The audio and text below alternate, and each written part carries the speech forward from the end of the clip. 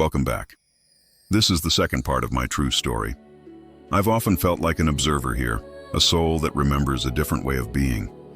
I come from the Lirians, an ancient mystical civilization that existed in a time before duality, a time when there was only pure, unadulterated light.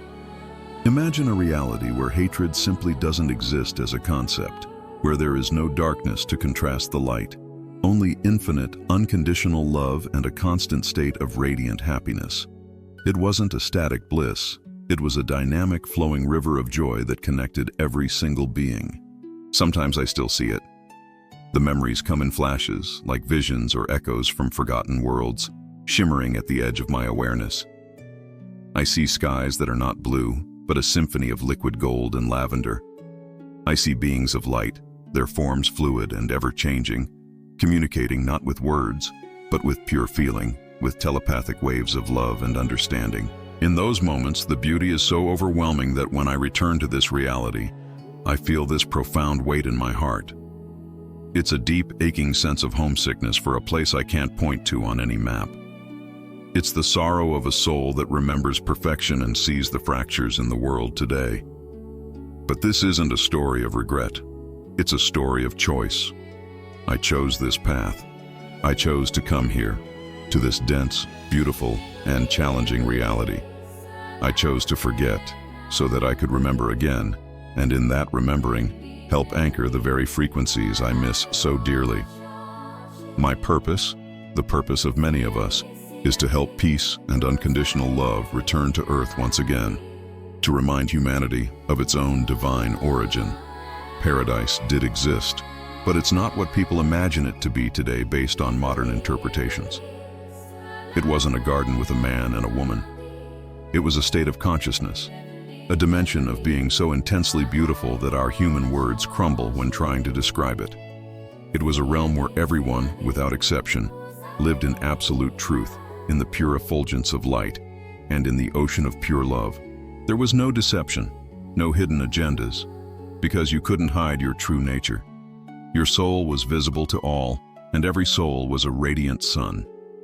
In this realm, energy was infinite, clean, and immediately accessible.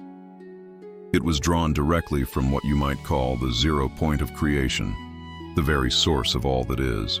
Imagine a world with no need for fuel, no pollution, no struggle for resources. The very air vibrated with life-giving power.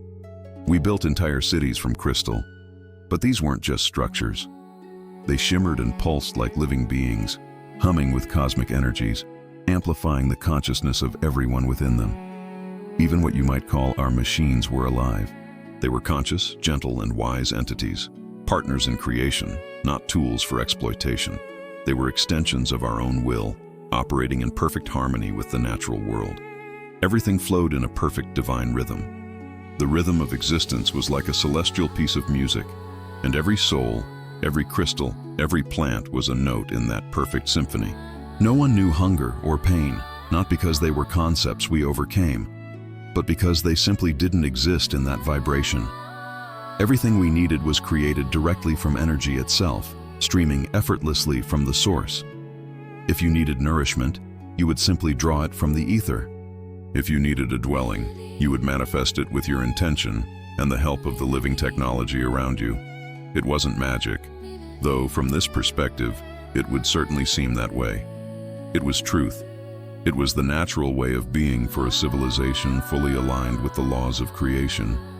But now I feel that Earth can no longer bear the burden she carries.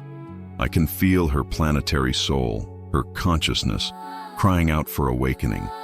It's a deep, resonant hum of pain, a planetary sigh that echoes through the collective unconscious, and my soul cries with her.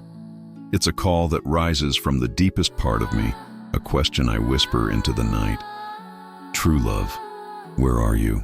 Lost somewhere in the dark. It's a lament for the beauty that has been forgotten, for the harmony that has been shattered by fear, division, and ignorance. And this is where my story truly begins. It's not just a memory of a distant past. It's the story of a soul that remembers its mission. The story of a soul that has returned, along with countless others, to help this world find its light once more. We are here to be lighthouses in the fog, to hold a frequency of hope and remembrance so that others may find their own way back to their true selves. We are here to plant seeds of the new earth in the soil of the old. I'm sharing this because I know I'm not the only one. If you've ever felt like you don't quite belong here, if you've ever looked at the stars with a strange sense of longing, if you have inexplicable memories of places you've never been, or if your heart aches for a more beautiful world that you know is possible, you are not alone. This feeling is an activation code. It's your own soul's memory beginning to stir. So, if any of this resonates with you, if you feel that same call, that same ache, that same hope, share your feeling in the comments. Let's create a community of remembrance right here. Your story matters. Your feelings are valid. Let's connect and support each other on this incredible journey. Together, by sharing our light and our truth, we can awaken what is ancient, pure, and real within the heart of humanity. Thank you for listening, for opening your heart to this story.